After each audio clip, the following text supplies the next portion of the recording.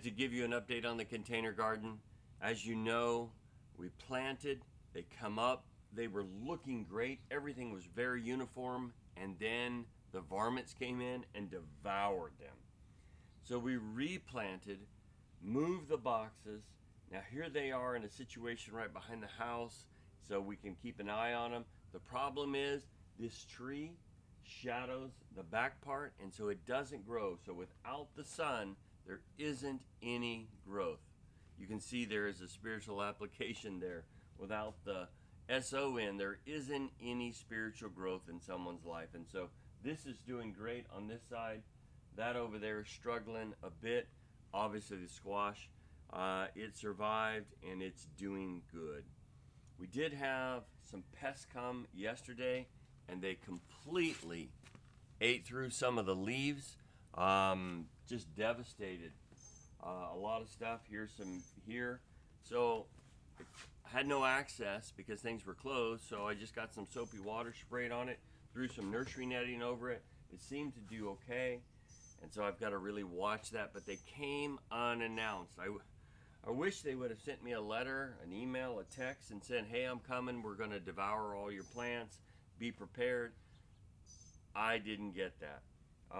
In the Word of God, we find that there's what's called prophecy.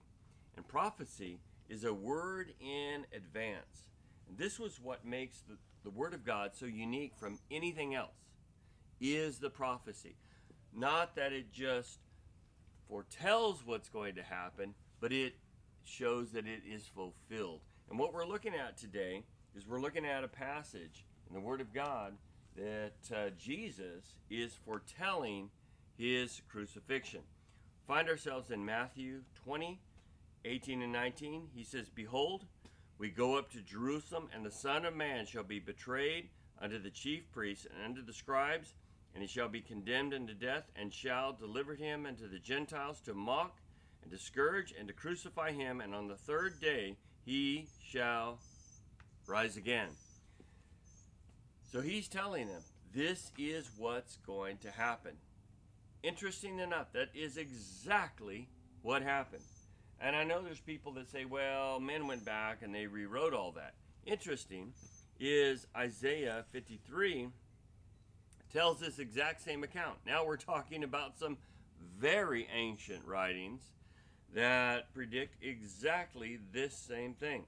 If you read Isaiah 53, you're going to see that this is exactly what happens. In verse 5 it says, but he was wounded for our transgressions, he was bruised for our iniquities.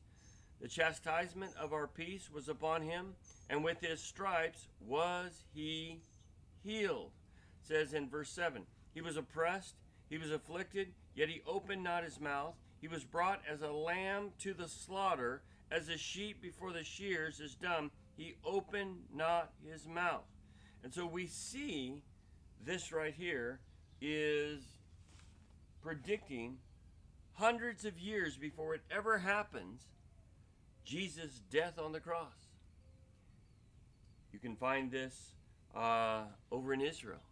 They have a museum where they found in the Dead Sea Scrolls this right here, and they have it preserved. I did not know these pests were coming in. If they had been, I would have been prepared.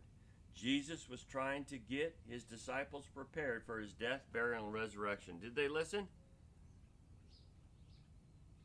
They didn't. They heard, but they didn't really perceive.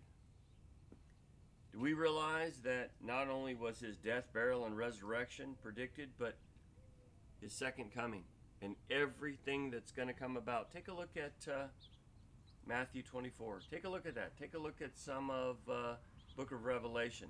See how things are going to line up. And you're going to see that all that we're seeing right now has been predicted. Spend too much time looking at the news. We need to spend more time looking in the Word of God, that we not be shocked or surprised. These pests, they didn't write a letter. They didn't send an email, didn't send a text. But I'm going to tell you, the pestilence and everything else that's coming, it's right in the Word of God. We can be prepared and we can be ready. I took this soapy water and sprayed on the leaves, took care of the issue. We can take the Word of God, sprinkle it upon our hearts, and be prepared for what is coming. Prepare yourself. Get ready. Lord's coming back. May God bless you.